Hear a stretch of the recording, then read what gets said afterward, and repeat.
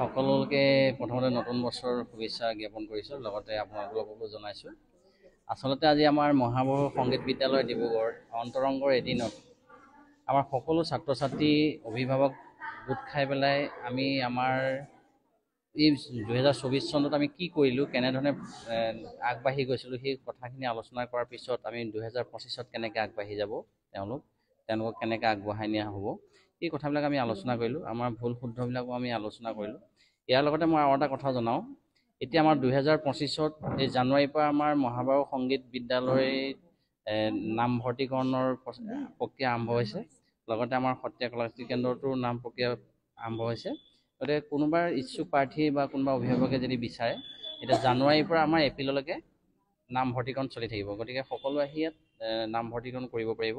আৰু ইয়াত মোৰ বিশ্বাস, শুদ্ধভাৱে বিহু সৃষ্টিমূলক আধুনিক শুদ্ধভাৱে ইয়াত শিকায়। আৰু মই দেখিছোঁ বিভিন্ন, এতিয়া আমাৰ ইয়াত এটা কথা আহি পৰিছে, আমাৰ অভিভাৱকসকলৰ মনত এটা বৰ ডাঙৰ কথা এটা হৈ থাকে, কি লতাশিলত বা গুৱাহাটীত ক'ৰবাত যদি ভাল বিহু এটি ওলাই আহে, ভাবে তেওঁটোৱে শুদ্ধ বুলি ভাবে। একচুৱেলি মই ভাবোঁ সেইটো শুদ্ধ নহয়। তেওঁলোকে এটা পাৰফৰ্ম কৰিবৰ কাৰণে নিৰ্দিষ্ট এটা প্ৰেক্টিচ কৰি এটা বস্তুহে লৈ গুচি যায়। গতিকে যিখিনি বস্তু পাব লাগে সেই বস্তুখিনি নাপায়। গতিকে সেই বস্তুখিনি পাবলৈ হ'লে যিকোনো এখন স্কুললৈ যাব লাগিব, কোনোবা এজন গুৰু বা কোনোবা এজনৰ অভিভাৱকৰ ওচৰলৈ যাব লাগিব।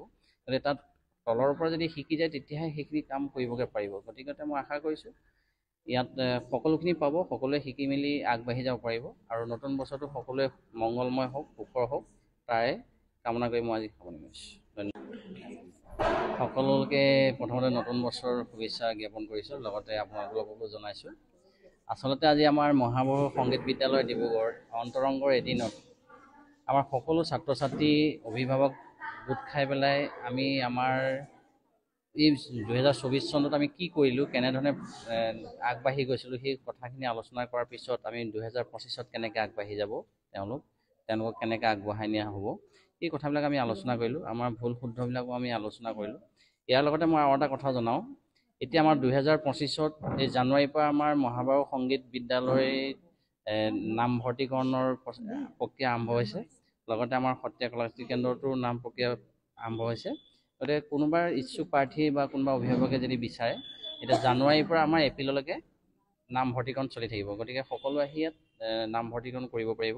আৰু ইয়াত মোৰ বিশ্বাস, শুদ্ধভাৱে বিহু সৃষ্টিমূলক আধুনিক শুদ্ধভাৱে ইয়াত শিকায়।